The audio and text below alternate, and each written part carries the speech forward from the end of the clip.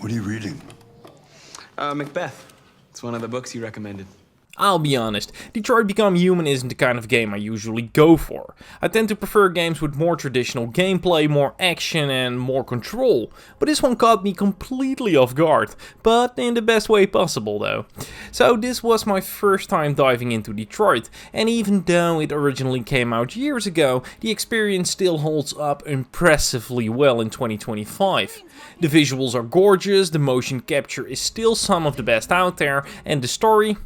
It absolutely hooked me. Set in the not so distant future of 2038, the game puts you in the shoes of three androids, Connor, Kara and Marcus, each navigating a world where artificial intelligence is starting to awaken. Sounds pretty familiar, right? So, it's not just about the function, but the emotion of artificial intelligence, and that awakening doesn't go over well with humanity. For the city. Those who dream of freedom come to Jericho. Connor is a precision-built android detective created to hunt down other machines who've gone rogue. Kara is a domestic helper who witnesses abuse and has to make a life-changing decision. You shouldn't mess around with my stuff. It makes me nervous. And Marcus, he is a caretaker for an elderly artist, slowly discovering what freedom really means. You bounce between their stories, shaping their fates through choices, and those choices actually really matter in this game.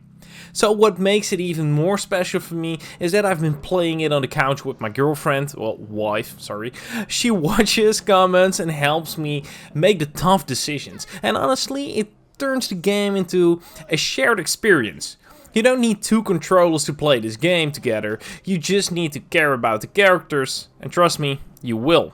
Now, if you're looking for intense gameplay mechanics, this probably isn't your game. Most of the interaction revolves around quick time events, walking, investigating, and dialogue choices. It's more about what you decide than what you do. But the way those decisions ripple through the narrative, that's where the real power lies. There were moments where I was literally holding my breath. Not because of the action, but because I knew that a single wrong decision could lead to something devastating.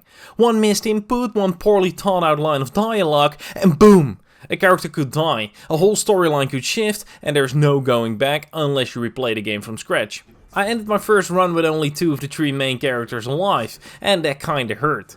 But it also made me want to dive right back in, to explore the other paths I missed. The game even shows you a flowchart after each chapter, giving you a glimpse of how many different directions things could have gone. It doesn't spoil anything, but it makes it clear. Your version of the story is just one of many. And the writing isn't always perfect. Some scenes feel a bit forced or too obvious in where they're going. Occasionally I felt like the game took the wheel a little too firmly, but even with those bumps it never lost my attention. The world is immersive, the themes feel scarily relevant, and the performances, especially the way these androids come to life, are phenomenal. Detroit Become Human may not offer the kind of gameplay you're used to, but what it does deliver is something far more rare. A deeply emotional, thought-provoking cinematic journey that sticks with you long after the credits roll. So the question lingers, is Detroit Become Human still worth playing in 2025? Absolutely! Whether you're new to the genre like I was, or revisiting it after years, it's an experience that still feels ahead of its time, and with AI upcoming nowadays, this might be the best time.